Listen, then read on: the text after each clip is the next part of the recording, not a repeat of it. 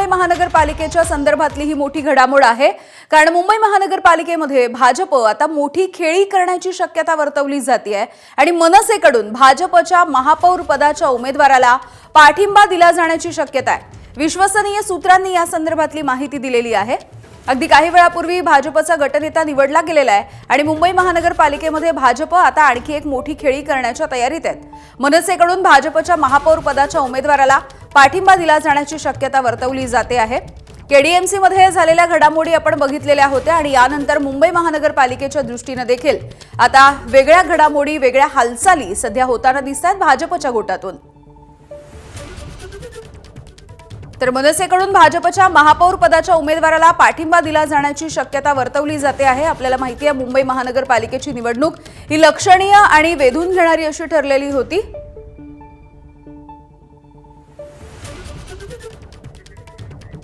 अभिषेक मुठाळ आमचे प्रतिनिधी आपल्याला एकूणच या घटनेविषयीची माहिती देतील। अभिषेक, काय नेमकी भाजपची खेळी असू शकते आणि जर मनसेने भाजपच्या महापौर पदाच्या उमेदवाराला पाठिंबा दिला तर याचे पडसाद नेमके काय उमटू शकतात?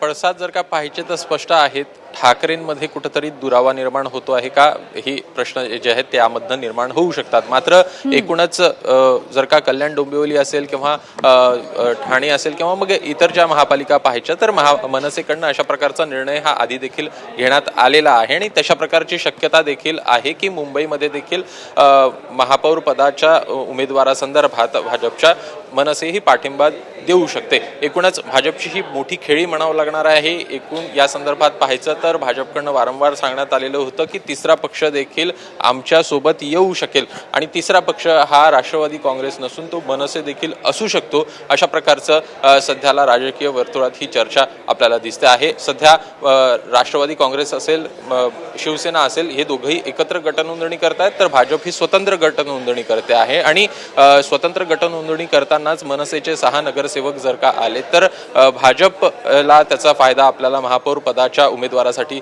होताना दिसू शकतो आणि होताना दिसत आहे। तर महापौर पदासंदर्भात देखील चर्चा होताना दिसत आहे भाजपमध्ये आणि दुसरीकडे मनसेची बैठक देखील आहे आणि त्यामुळेच एकूण या संदर्भातला निर्णय अपेक्षित कधी येतो हे बघणं देखील महत्त्वाचं असणार आहे। मात्र हे स्पष्ट आहे की मनसेकडनं भाजपच्या महापौर पदाच्या उमेदवारासंदर्भात एकूणच पाठिंबा देण्याची शक्यता आहे। अभिषेक, मात्र आपल्याला माहिती आहे की केडीएमसी किंवा ठाणे या दोन्ही महानगरपालिकांच्या वेळेला जे घडलं होतं त्या सगळ्या संदर्भात राज ठाकरे यांनी काहीशी नाराजी देखील वर्तवलेली होती। त्यामुळे यानंतर आता असं घडू शकेल, राज ठाकरे यांनी असं काही सांगितलेलं असू शकतंय का तिथल्या स्थानिक नेत्यांना?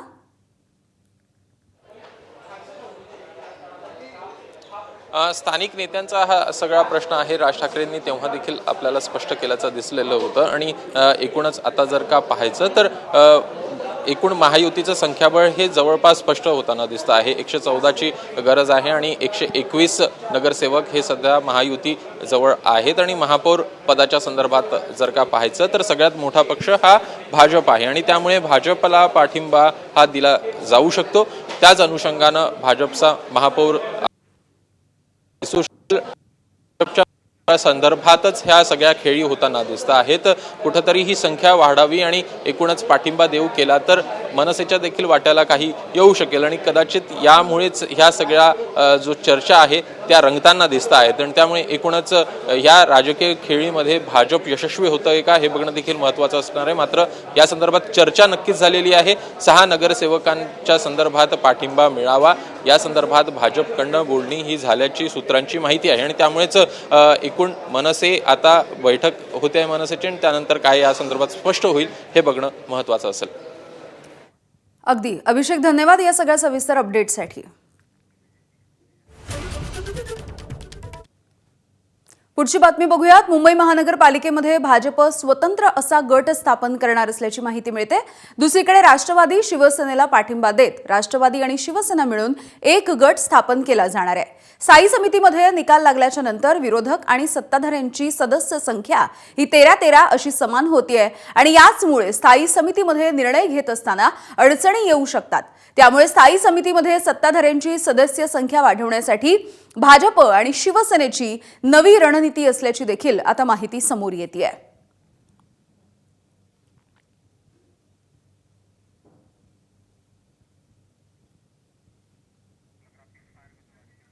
तर मुंबई महानगरपालिकेमधल्या स्थायी समितीचं हे गणित नेमकं कसं राहील आपण जाणून घेऊया. भाजप 10, शिवसेना 3, राष्ट्रवादी 0 किंवा 1, शिवसेना उद्धव बाळासाहेब ठाकरेंची शिवसेना 8, काँग्रेस 3, MIM 1 आणि मनसे 1 असं हे स्थायी समितीचं गणित असू शकतं. वेदांत नेब आमचे प्रतिनिधी आपल्याला याविषयी माहिती देत आहेत. वेदांत, आपण बघतोय की भाजप हा स्वतंत्र गट स्थापन करतोय, दुसरीकडे राष्ट्रवादी शिवसेनेला पाठिंबा देत आणखी एक वेगळा गट स्थापन करणार आहे.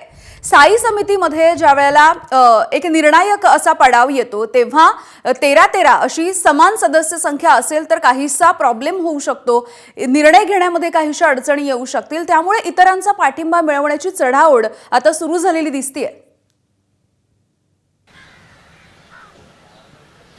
यामध्ये जेव्हा निकाल मुंबई महापालिकेचा जाहीर झाला तेव्हा स्थायी समितीचं गणित समोर आलं. त्यामध्ये विरोधकांचे 13 आणि सत्ताधाऱ्यांचे 13 सदस्य असतील, कारण एकूण 26 सदस्य मुंबई महापालिकेच्या स्थायी समितीमध्ये आहेत आणि त्यामुळेच आपली स्थायी समितीमध्ये वर्चस्व असावं आणि सत्ताधाऱ्यांचे सदस्य जास्त असावेत यासाठी भाजपनी प्लॅनिंग आखली होती. त्यात पहिला प्लॅन असा होता की भाजप आणि शिंदे शिवसेना एकत्र गट स्थापन करणार, जेणेकरून ही सदस्य संख्या 13वरची 14 जाईल.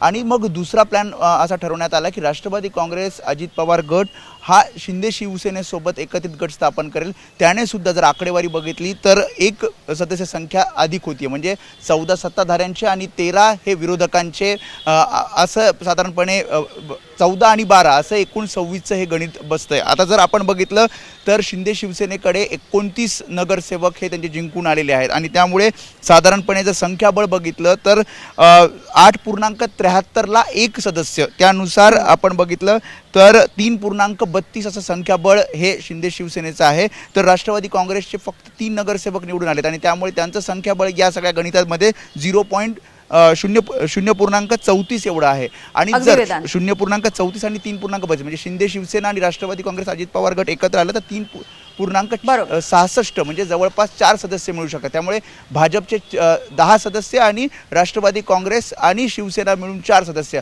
असे 14 सदस्य स्थायी समितीमध्ये असतील, जेणेकरून जेव्हा कुठलाही निर्णय स्थायी समितीमध्ये घ्यायचा असेल तेव्हा वर्चस्व हे सत्ताधाऱ्यांचं राहील.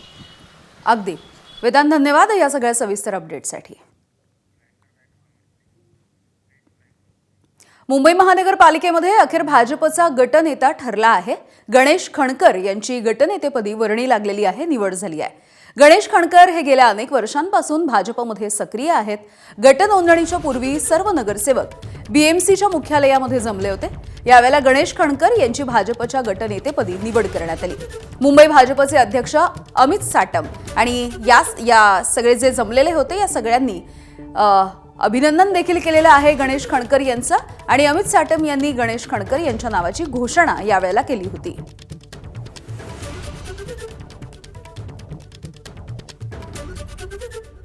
भारतीय जनता पार्टीच्या मुंबई शहराच्या या आमच्या महापालिकेच्या गटनेतेपदी मला काम करण्याची संधी दिली याबद्दल मी सर्वात प्रथम या सर्व मान्यवरांचे आभार मानतो आणि जे सर्व नगरसेवक आमचे सर्व मान्यवर ज्यांनी या महापालिकेत काम केलं, महापालिका गाजवली, त्या सर्वांनी याला अनुमोदन दिलं, त्या सर्वांचे मी मनापासून आभार मानतो.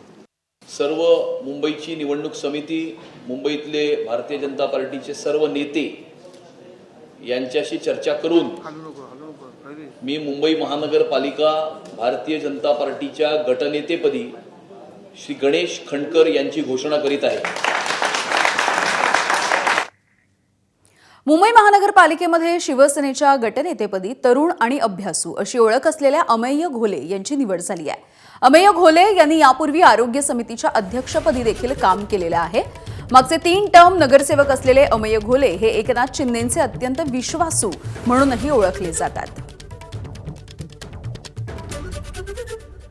माननीय मुख्य नेते माननीय उपमुख्यमंत्री एकनाथ शिंदे साहेबांच्या सूचनेनुसार आणि आदेशानुसार मुंबई महानगरपालिकेच्या शिवसेना पक्षाच्या गटनेतेपदी अमेय घोले यांची सर्व संमतीने आपण नियुक्ती त्या ठिकाणी निवड करण्यात आलेली आहे. शिवसेनेचा आज ह्या सर्व गटनेतापदाची प्रोसिजर झाल्यानंतर थोड्याच वेळात भारतीय जनता पार्टीच्या नगरसेवकांच्या सोबत आम्ही कोकण आयुक्तांकडे जाऊन जी रजिस्ट्रेशनची प्रोसेस आहे ती प्रोसेस आज आम्ही कंप्लीट करणार आहोत. एबीपी माझा, उघडा डोळे बघा नीट.